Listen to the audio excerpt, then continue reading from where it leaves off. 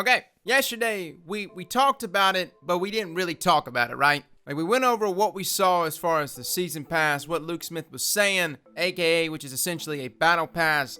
But we didn't get into the pay-to-win aspect because we just had so much stuff to go over in its entirety because there was a lot of information dropping on us yesterday. With that being said, I am going to try to attempt to define pay-to-win. To me, pay-to-win is essentially everyone starting on the same line during a race. But then some asshole walks up with a bag of gold and he gets to start at a line much closer to the finish line. And if he had 2 bags of gold, he gets even closer. 3 bags, even closer. And it gets to the point where eventually, in some games, people just buy their way to the finish line completely, leaving me huffing and puffing along with every other poor bastard trying to play the game the way the game is supposed to be played. Now, let's talk about Destiny's Battle Pass system. Same concept, everyone starts at the same line. Now, the guy walks up with a bag of gold. He looks at Bungie and says, hey, I want to buy my way to the finish line, but instead, Bungie says, no, you can't do that yet. But in about 8 weeks, you can then buy your way to the finish line. Now, the guy with boatloads of gold has an option, or I guess in this case, silver, right? If we're gonna buy things with silver, he can either wait the 8 weeks and buy his way to rank 100, or he can just actually start contributing to the race. And maybe at some point, this gentleman decides, hey, you know what? This race isn't so bad. Maybe I'll just get to rank 100. That's essentially how this battle pass system is gonna work for Destiny. So is it pay to win? Not quite, but that does not mean it can't get annoying. And here's what we talked about yesterday just briefly,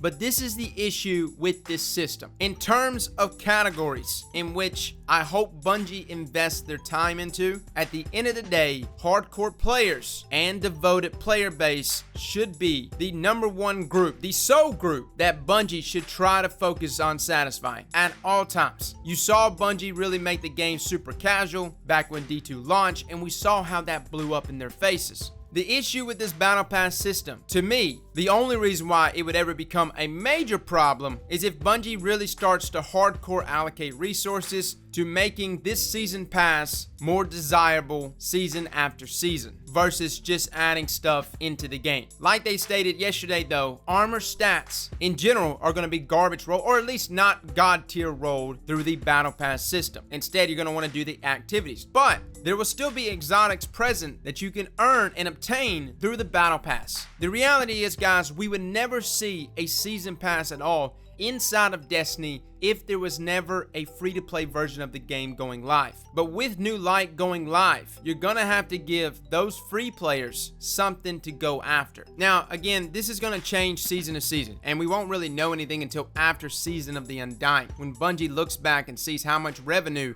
season passes actually pulled for them. I think it's a good chance that most New Light players won't be buying ranks on the season pass. I mean, if they're gonna remain a free-to-play player, they're probably not buying anything, so they'll just have some grind on the side. Really, this battle pass system is going to boil down to the players that don't really want to do anything that season. Like we mentioned yesterday as an example, maybe it's a season involving only Gambit, and there's somebody out there that just absolutely despises Gambit and doesn't want to do any activities related to it, but they would still like to get the gear. They would just wait until the final 2 to 4 weeks, go in there and buy the pass system. But again, this is only going to be a small portion of the loot available for that entire season. Where we start to approach some gray area is depending on how much revenue is actually being earned from this season pass and how much Bungie is willing to allocate to making the season pass overall more desirable. And not that I don't want the season pass to be desirable, but I definitely don't want to see more than 10% of the overall loot available through the battle pass system that is related to that season. And I feel like 10% is pretty gracious. I also hope that many of the items that are being offered in the season pass are actually items that you can get in Eververse. So I may see an item at rank 65 or something, but it's also offered there in Eververse. I can make a decision right then and there if I just want to go ahead and grind out to get to rank 65 or go directly purchase it from Eververse. Of course, this being cosmetic items. There's multiple ways in which Bungie is learning how to monetize their game. Unfortunately, these are just the way video games are these days, especially live games.